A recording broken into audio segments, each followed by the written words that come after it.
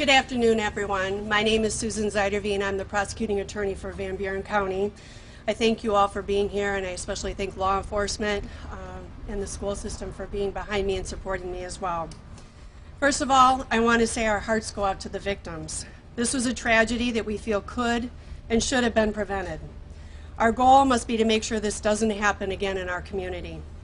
As most of you know, I prosecuted Aiden Ingalls in 2018 for attempting to use explosives and firearms at the Pawpaw High School. He had a backpack with a sawed-off shotgun and explosives ready to use first thing Monday morning as students were entering the school. He made extensive plans of how to spare his own family, plans that included setting the clocks back in his home, hiding his mother's keys, just so his sisters could be spared. A search warrant was executed and a detailed journal was located in the suspect's room. The journal described in great detail how the suspect intended on carrying out mass killings at the high school. It also included a hit list and details of how he mutilated and killed animals. He talked about blowing up the school when he turned 21 and shooting up the beach at South Haven for the 4th of July fireworks. He wanted to injure large numbers of people in all of the descriptions he provided. He decided to carry out his violence and terrorism in 2018 because people were starting to question him, and he knew he needed to act quicker than he had originally planned. Law enforcement and the prosecutor's office recognized the extreme public safety threat and made the decision to try to prosecute him as an adult.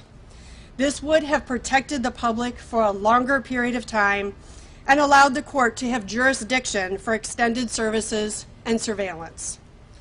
Testimony was taken over 2 days, and his journal was read page by page into the record for the court to consider. Over 200 years of law enforcement experience, much as we have here today, attended the hearing where the judge read his opinion. Chiefs of local agencies, Michigan State Police, and the Sheriff's Office all stood in support for the community. Unfortunately, this was not enough. And on August 20th, our fears came to fruition. There are 6 factors that a court must consider when making a decision on whether the juvenile should have been charged as an adult. Michigan court rules state the court must give greater weight to the seriousness of the alleged offense in the juvenile's prior delinquency record. As prosecutor, I argued the public safety risk was too great and the alleged offense too heinous to allow a juvenile sentence. The judge disagreed and placed the greatest weight on the lesser factors, focusing on what was in the best interest of the juvenile. Aiden Ingalls was placed on probation and placed in a juvenile detention facility for a period of time. He was released on November 4th, 2019, to a non-secure relative placement. Against the prosecutor and law enforcement advice, the judge released him completely from probation on July 20 of 2021, just 31 days prior to this tragedy. Please keep all the victims and the community as a whole in your thoughts and prayers, but not only the victims of the August 20th event, also those who still suffer from the original traumatic events of 2018. We are here and available for questions. I have Rick Rio, the superintendent of Pawpaw Schools. I have Chief Natalie Thompson of South Haven. I have Chief Eric Marshall from Pawpaw. I have Deputy Trevor Tate, who was also part of the original hearing. And I believe that is everyone. I was on the original case. So we are available for questions. You kind of alluded to this. I understand correctly that he was supposed to be on probation until the age of 21? No, unfortunately, when they have a juvenile probation or a juvenile sentence, the court is only able to keep them on probation until their 19th birthday, which Aiden then turned 19 earlier in August of this year. So no other supervision, no other monitoring, nothing, your hands were tied legally after 19? After 19, he was released. And you alluded to this earlier, but who do you, or I guess what specific part of the system do you hold accountable, if anyone, beyond this kid himself? Law enforcement and the prosecutor's office did everything we could. We argued our case to the best of our ability. We presented all of the evidence that we had at the time, so the decision was not ours to make. Is it true that when he was released from the juvenile detention facility, he was not allowed to return to Pawpaw and to stay away from Pawpaw schools? I would probably defer to Rick Rio on that one. Or Trevor Tate. Trevor, do you want to come up here? Thank you. At the time of the incident, he was given a no trespassing order from the sheriff's office that he was not to be on any school property. As far as him being in the Pawpaw area, I'm not sure specifically of that, but he was not allowed to be, I believe it was within 1,000 feet of any school property. Chief Marshall maybe knows about the Pawpaw area. I don't believe there are any stipulations that he could do. Has law enforcement had any contact with him since his release in November 2019? And what have those contacts been like, or even recently, even this summer? Anyone? Law enforcement contacts? We have not had any contact. We'd have to get into our report system to check on that. Why did he have to live in the custody of another relative versus his mother? I don't know if he had to, I just know that's where he was placed. Deputy Tate, you were the school liaison officer at the time at Pawpaw High School, is that right? Yes, that's correct. Did you have any concerning contact with him other than reading of that journal that you read in court? Other than when we originally made contact with him from a teacher seeing some writings in his class that were inappropriate, and that's when he first came on the radar and we started addressing him. And then it was approximately 2 weeks later when the village police executed the search warrant at his house, and it became more relevant at that time that he certainly was a threat to the community. And Deputy, I know his defense at the time was hammering on issues of that he was bullied and such, and you seemed hesitant to comment on that. Is that still your analyzation of the scenario? Nope, I don't think I ever said that he was bullied, and there was nothing that we found in school to where he reported anything or that there was ever anybody that came forward to say that he was bullied. That was definitely part of their defense, but that was never determined to be the truth. Do we know where he got the weapons in this case from Friday? Do we know where those guns came from? Either Chief Thompson or Sheriff Abbott. Yeah, come on. Dan, come on. Thank you. That is still part of our ongoing investigation. The weapons were turned over to the state police, and also the FBI will be tracking where the guns came from, and that should help aid us in determining how that individual had access. So at this point, I can't answer that question, but that is something right now that is being actively investigated. There's no indication that they were stolen. I'm sorry, go ahead. No indication they were stolen? I can't say either way. That's possible. We really don't have any idea right now. First of all, if the guns were registered and to who, and secondly, how he had access. And I'll just clarify the second question. There were 2 firearms. A pellet gun we consider a firearm. However, we don't believe that caused any of the injury.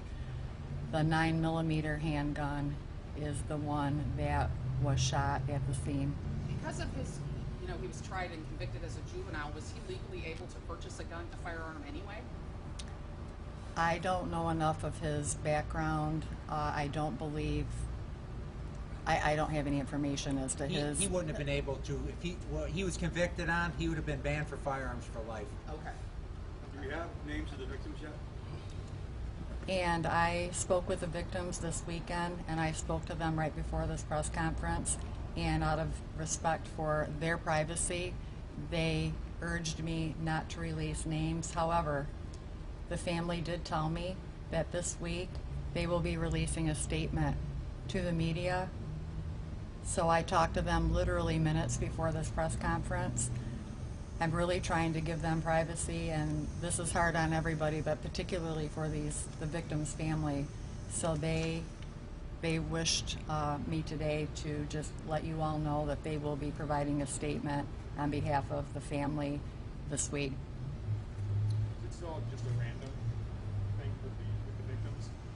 Or- Yes, I can affirmatively tell you that this was a random act. We have exhausted any relationship prior to the shooting in South Haven that existed between the victims and the shooter. So this was random.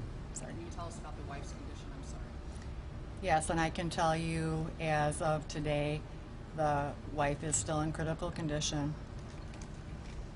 Chief, do you know where the sawed-off rifles that he was found in possession of in 2018, where he had stolen those from?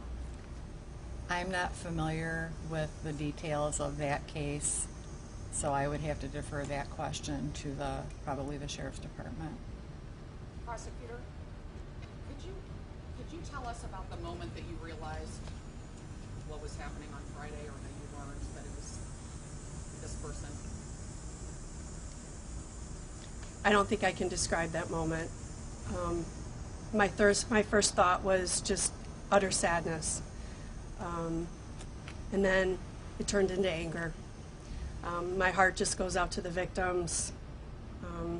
And like I said, I felt like we did everything that we could with law enforcement and as a prosecuting attorney's office to make everyone aware of this threat. I really can't even describe the thought. You said you guys did everything you could. I mean, what needs to change so this never happens again? I know I'm going to continue doing what I did. I know that I'm going to continue fighting whenever we have this type of, hopefully we don't see this type of case back in our courts. But if we do see it, it's really just going to, I think, empower all of us to just really fight the fight to make sure that we do everything in our power to make everyone aware of this threat so that we can prevent any future instances happening. Does this make you want to go back and reevaluate other similar cases to see if there are people you need to perhaps keep an eye on? I think we're always in a process of review in our office. I think we do that on a regular basis. However, this case really is a standalone case. The evidence was so overwhelming and the journal was so disturbing that I really can't even equate it to any other case, especially a juvenile, that we've even had in this office. I guess I was going back reading those kind of unclear. Did he, back in 2018, did he come forward on his own to say what was going to happen, or did his parents find something and then he came? The testimony that came out during the 2 days of hearings are that one of his relatives noticed that there was a dull saw blade in his workshop and then confronted Aiden's mother. And then Aiden's mother did some checking and questioning, and then she was the one that ultimately brought him to the Sheriff's Department. In that journal that Aiden kept, it mentions political extremism and extremist ideologies. Do you think that played a part in what happened on Friday? I think that journal was so extensive, it's really hard to pinpoint it. There was so much anger in that journal, and there was so many details of so many different plans that he had in there. And there were a lot of different motives, and that's what makes it so hard and so confusing. So I can't say that it was pinpointed to any particular motive. This question is addressed to Mr. Rick, Superintendent of Schools. Hi, Rick. Can you come over to the microphone, please? Some of the family members did allege that Aiden had gone to school officials and claimed that he was being bullied. Is that just their word against the school district's word? So I want to start out by saying, on behalf of the school district, on behalf of our staff, on behalf of our Board of Education, our hearts go out to the families of the victims. I think that needs to be said. This is a tough time for school personnel, especially those who were heavily impacted by this incident in 2018. I was not employed by the school at that time, but I'm familiar with this case, and I came on board in Paw Paw months later after this, and I know there were some claims that Aiden was bullied as a student at Paw Paw, and from my conversations with our administrative team, I was certainly curious about that, and I think Paw Paw Schools did a very thorough job investigating those claims, because there was not evidence, as Deputy Tate said, that bullying was going on with Aiden. There's definitely some signs of problems when they discovered some drawings that he made in school, and they followed up with that appropriately. He was taken under the wing of some peer assistant leaders in school because he was new to the district and wasn't making a lot of friends. He was provided a lot of support, you know. So I think everybody surrounding him did the best that they could when he was a student at Paw Paw, and you know, had some areas of concern and addressed those. Thank you. Prosecutor, we were hearing rumors that the juvenile facility he was being kept at had requested some sort of mental health assessment before he was released, and the judge declined to do that. Is there any truth to that, or can you comment on that? I'm actually not aware of that. I know that they did reviews every 6 months, and then they would have extensive reviews about the types of treatments that he was going through or the recommendations. So I do know that the court had the opportunity to review all of those reports every 6 months then for the hearings. Prosecutor, you said you didn't know how to express how you felt you heard from after Friday. Were you surprised? I don't know if surprised is the right word. I think we always had a fear, since his original manifestos talked about bombing the school at 21. We always had a fear that there would be a future tragedy. With that, were you aware when, or I guess law enforcement, were you aware when he was released where he was, kind of at least aware of where he was staying and what he was doing after he was released? I'll let law enforcement answer that one. Did you know where he was at, or when he was released? Did you know where he was at? Did you know where he was at? It doesn't sound like, and when I'm deferring to the to Sheriff Abbott and to Chief Thompson, that law enforcement was notified. And Chief Thompson, I know you guys were waiting on Friday to process the car. Was there anything else in there that he was going to hurt more people, or? So as of today, we are still going through evidence, including items that were located in the shooter's vehicle. As of right now, I can't go into detail. I know that we have recovered quite a bit of property, and that will all be gone through later today and this week. So that information should be available at a later time. But I can tell you there was property in the suspect's vehicle that we are currently going through today. We also discussed on Friday he might have been shouting something on the pier. Did you ever hear about anything about that? Right, so I have not looked at all of the witness statements yet today, so I can't confirm that that's true. I have heard that mentioned, but right now I can't confirm that based on the information I have. Chief, can you speak to at all why he was parked so far away from the pier before this happened? You know, I can only speculate on that. At this point, I can't say if it was part of the plan, potentially, or the mere fact that the beach was very busy and the parking lot was pretty full of cars. So I can't at this point say if it was part of a plan or just there wasn't parking spaces available. But it was found actually over 2 blocks away from the beach. So. Anywhere before this? Did he go anywhere around South Pier before this? Not that we have information about. His residence that we had as an address was in Bangor, Michigan. So I don't have information if he went anywhere prior to coming to South Haven that day. So you were living at home with his mother, and have you talked to her at all? I have not spoken with his mother. The information that we have is that he was actually living with his grandparents at the Bangor address.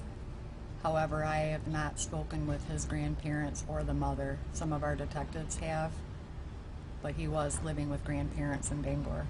Do you know if we heard that they were required, since they were going to take him in, the grandparents to remove all the guns from the house? Do you know if that's true or if it's a requirement taking it back? Or You know, I don't have information pertaining to that. You guys had asked earlier if we had had any contact with them. since 2018. They pulled all the reports that we had from 2018, and 2018 was the last time the sheriff's office had any contact with Aiden Ingalls. You ask a question where the firearms come from back in 2018. They were initially taken from his grandparents' house without their knowledge. Once it all come to fruition that night on the plan that was going to be set forth the next day, that's when the grandparents had actually figured out what had taken place with the firearms that was being taken. You would ask about what you would like to see come out with this whole case and help prevent it in the future. It's no secret mental health awareness is a big part of this case and needs to be on the forefront. You got to take out people's ages in cases like this. You got to look at the facts in cases like this, and you got to address it in cases like this. Unfortunately, what took place Friday was not a shock to a lot of us. It's a sad situation. We can only hope that this case goes nationwide, and the fact that everything comes to the forefront, law enforcement in the future, families in the future, communities in the future, don't have to deal with something like this. We can only hope and pray that this case prevents tragedies in the future. Did Aiden go back to live with his grandparents in 2021 that were the same grandparents that he stole the guns from in 2018? I don't know the address where he was staying at. You know what his plan was to stop the shooting on the 4th of July in South Pier? What was other than shooting people, but you know what his plan was? Where's Trevor? You want to go through on that one? It was in the itinerary on the whole 4th of July one. So in his journal, he spoke specifically about on the 4th of July during the fireworks that he would take firearms and explosives and kill as many people as he could. That was in 2018. And is that when he turned 21? Did he like give a date for when he would do that, or was that just he wanted to do that whenever? In terms of July 10th. The 21 was the school. The 21-year age was a general statement that wasn't specific. It was just the date that was given was during the fireworks of the 4th of July. You mentioned any plans on doing anything at the Bangor fireworks? There was nothing mentioned on the Bangor fireworks. He was at the Bangor. Is there mental health treatment wrapped into the juvenile system as it is already? There is. And you can answer this as well, but a lot of times in the sentencings like this, that is part of the sentencing guidelines. They have to receive X amount of treatment before they can even be released, whether they're a juvenile or tried as an adult. So if he was tried as an adult, what would have been the main difference? Would it still have control of him after he was 19, or what? Yes, so what the guidelines would have been a broader range. We could have done a little bit more in terms of the length of probation. We could have looked at incarceration. We could have just looked at different options that would have been available to us. And yes, we would have been able to keep him under the jurisdiction until after age 19. And is it, prosecutor, is that a decision that ultimately comes down to the judge in terms of if the case is going to be tried as an adult or a juvenile? Yes, there's only 13 different crimes, and they're very specific types of crimes where the prosecutor has the authority to then designate the juvenile as an adult. This particular charge fell outside of those 13 crimes, so then we had to do the hearing. It's called a designation hearing for then the court to make that decision, and then the judge would make the decision on which way, whether it was going to be prosecution as an adult or prosecution as a juvenile.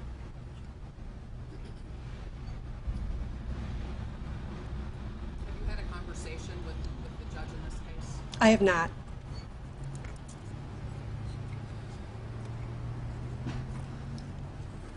Chief Eric Marshall with the Paw Paw Police Department. I'd just like to say on behalf of law enforcement that this same group pretty much stood with us in 2018 in the courtroom. You literally had over 200 years of law enforcement experience there, showing a judge that he was about to make the wrong decision. Nobody here has seen all the evidence. It's outstanding. how much evidence is involved in these two cases. And Judge Dufan made the wrong decision in this case. There's no denying that. Do you remember how, Chief, how did you, can you remember how you felt when you found out you'd been tried as a juvenile back in 2018? Yeah, I was sickened like I was on Friday, because we were part of the investigation, and along with the Sheriff's Department, State Police, working with the prosecutor's office, I saw things in this case that I haven't seen in 38 years, and I'm retired out of Kalamazoo.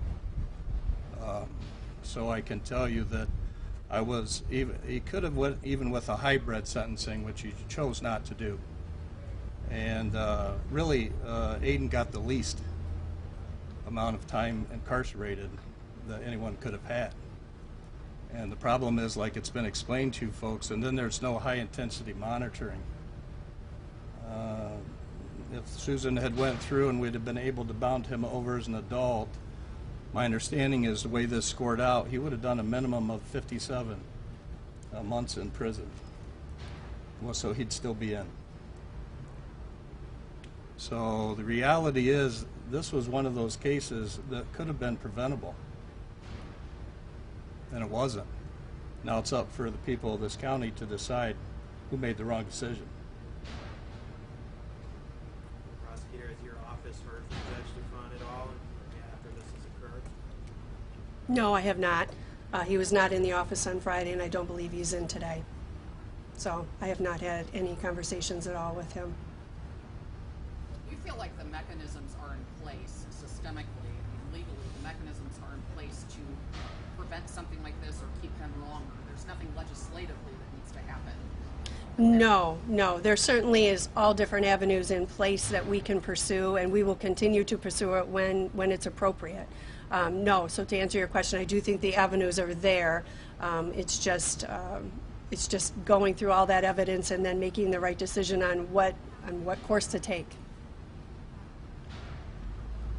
On the mental health aspect, I mean, what needs to happen? More treatment needs to be available. More residential treatment needs to be available. I mean, does anybody want to offer anything in that regard? I would say yes. As we all know, funding's been cut in a lot of different areas for mental health. And so it's certainly a big concern, not just for our community, but for all communities. And I think the more that we can do to provide those services and band together, that when we find individuals that need those services, that we do what we can to make sure that they have access to those services as well. Any other questions for anyone else? I apologize for this, but the court case is sealed and we cannot get access to it now. Yes. So if anybody has some of those documents that they wish to share, we would love to see them. And actually, I don't know what he was convicted on for certain at the end. You happen to remember that off the top of your head? Because the decision was made to allow him to be prosecuted as a juvenile, we allowed him to plea on 2 counts. So we actually had him on count 1, which was the highest charge, and that was using explosives towards a vulnerable target. And then we also had him plead guilty to the firearms, having the short-barreled shotgun. So at that point, we already knew that he was going to be prosecuted as a juvenile, so we allowed him to then plead guilty on those 2 charges, and then they proceeded from there. It would not have changed then the sentencing recommendations. I don't remember the time in 2018, but so he was out in November 2019. Did he even do a year? He was a year in that rehabilitation? I'm not sure of what his actual entry date was, but I do know that he was out on November in 2019. Mm-hmm. Yep, so just maybe over a little bit. I know you're not using the names of the victims, but were they local or were they from the area? I do not know that. I know that, I know you've been communicating with them. Right, I can tell you they were from Southwest Michigan. And again, just respecting the family's wishes, I know this week they'll be releasing a statement jointly from the family, but the couple is from Southwest Michigan, so I can say that much.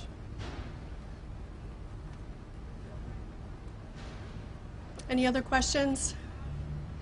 thank you all for being here. We appreciate your coverage of the story. We appreciate your interest and also just your attention to the details on this one. And I can't thank everyone behind me enough for being here. I think this is a tremendous show of support for our community, and the fact that we really want to try to do the very best job we can to make sure this doesn't happen again. So thank you very much, everyone.